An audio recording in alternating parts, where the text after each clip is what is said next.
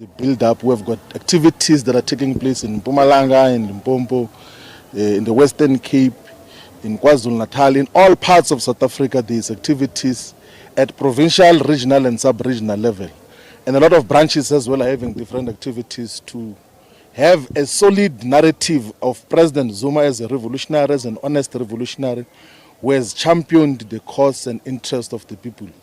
The details of what we're going to talk about will explain when we're making the lecture today here in Soweto.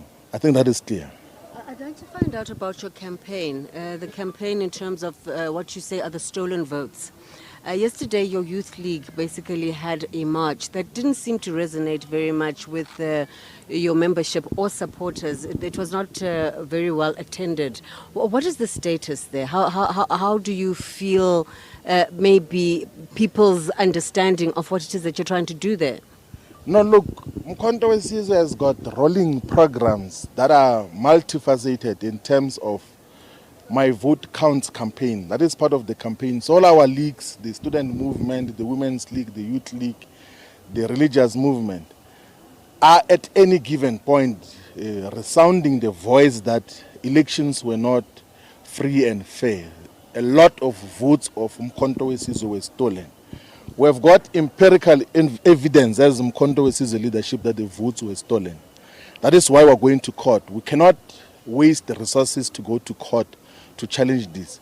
So we're building on that. So the Youth League does its own program, and the Women's League does its own program. Individual activists do their own programs as part of conscientizing society that the elections outcome of May 29, 2024 are not a reflection of the will of the people.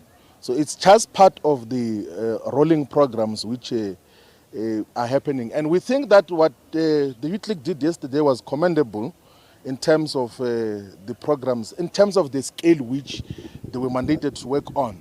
We think it's a commendable numbers that they received, and they will continue to consolidate in other parts of South Africa as well to demonstrate that the outcomes of the 2024 general elections are not a reflection of the will of the people. We're going to talk inside about other things. Yes. Yeah. Going to be did you receive a letter from Fikile Mbalula? Will you be meeting the ANC on the fiscal budget framework of the country and the budget? Then lastly, the MK's posture on President Donald Trump's view of South Africa, and in particular him saying that he may not be coming to the G20 summit. No, look, we got a letter from the ANC Secretary General, and we responded to say we do not want to enter into domestic affairs of the government, or so-called government of national unity. If they've got budget impasse, it's their own issue. They've constituted a government with representatives of the colonial system, of racism, of apartheid.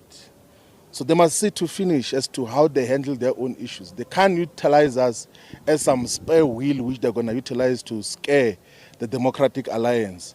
That no, for them to win their immediate gains, they will go to MK, and then MK will then rush as if we're desperate for power.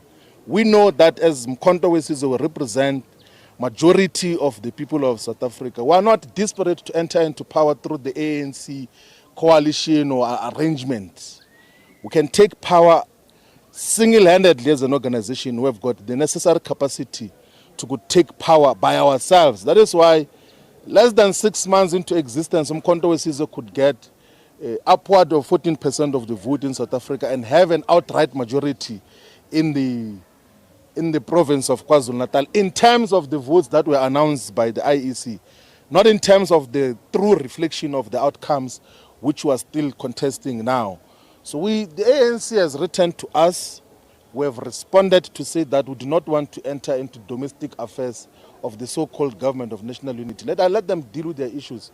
We have got the relevant platforms as MK where we're going to articulate our position in terms of what is to be done in relation to the budgeting framework, in terms of the money bills that are still going to serve before Parliament. But one thing for sure is that as long as the government of national unity, or any government, includes the Democratic Alliance and all these other aspects, we are not going to allocate any budget as Mkhonto Wesizwe to representatives of oppression to expand on land, on basic education, we will never support that budget. That is one issue which we have clearly articulated. I think the issue we have consistently articulated as well in relation to the United States of America is that let's adhere to the vision of President Jacob Zuma on building sustainable relationships with the BRICS countries.